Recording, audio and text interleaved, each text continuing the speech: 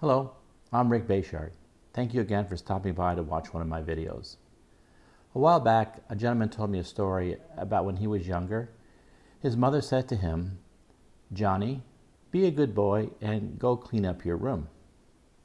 And he said to his mother, "I could be a good boy for a quarter." And her response to him was, "Can you be good for nothing?" Which brings me to the general subject matter of today's video. And when I say good, I'm not necessarily just meaning good. Can you be loving for nothing? The idea behind that is that oftentimes in this world, when we're doing something for other people, there's an underlying ego need involved. I'm going to love you if you love me back. I'm going to love you if you make me feel good about myself. I'm going to be good for you because I'm worried about what you'll think if I'm not good. So we're not really ever doing anything for nothing. There's always this general expectation that I'm going to get something out of it. So the idea is, how do we be good for nothing? Which is really what the loving thing would be.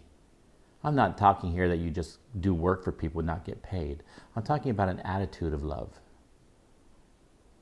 Now, one of the things we want to remember, which is a common theme, is that within us there are two teachers, two perspectives. Our mind has two ways of looking at the world. And one is very ego dynamic, and one is a very loving way. But we are at choice. We get, to the extent that we're able to tap into the love part of our mind within us. And when we do that, that love comes through us, and we are loving and kind with people without need. Now, we can't always be certain if we've chosen the right teacher, but in a general sense, if we're at peace with our decision regarding this particular matter, chances are we've chosen the right teacher to identify with and to be loving with. Now, again, like everything else, we don't do it perfectly, but what's important in this situation is to want to be loving and good without any other expectation other than to do that. That's what love would do. So the art then again is to at least begin to accept in some level that within us there is another teacher we can identify with. And that teacher is the love that's within us that we're kind of unaware of, because our ego always screams so loudly. And we're so afraid, and that we want a compliment when I open the door for someone, and I want them to say thank you, because I want to look like I am loving, when I'm not. I'm just opening the door because I expect a compliment back, or whatever it is am I doing.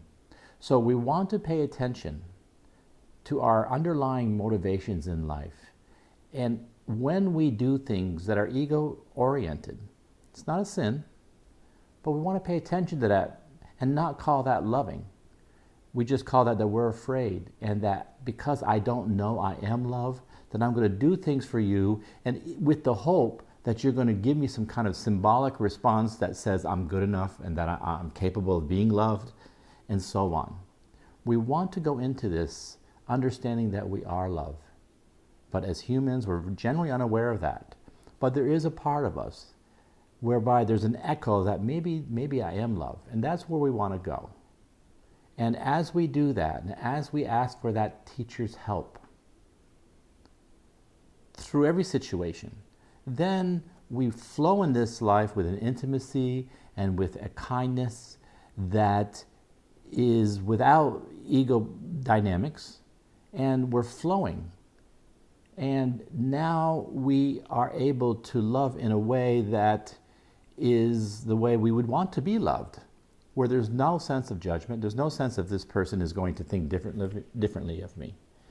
So, to be good for nothing then simply means that whatever is going on in my life with whoever that might be, when they need my help, whatever the situation is, whatever it might look like, that my underlying motivations are coming from the teacher of love within me. And I'm doing this with no need. I don't need a quarter. I don't need you to say thank you. I'm just being loving, because that's what love would do. So this is a little short video, but I thought it was important to remember and pay attention to how we operate in this world, and this is just one example, there'll be others, to at least begin to chip away at the marble and realize how afraid we are. And when we pay attention to how, in a general sense, it is our ego leading us, that's the way we'll let it go, because we will begin to realize it doesn't serve us. And it's a process. We have to be patient with ourselves. But the most important thing is the willingness and the wanting to say, you know what, I can be good for nothing. Thank you for watching today's video, and I hope to see you again in a future video. If you like the videos that I'm putting forth, please feel free to hit like and subscribe. And I thank you again for stopping by, and I hope you have a wonderful, peaceful day. Thank you.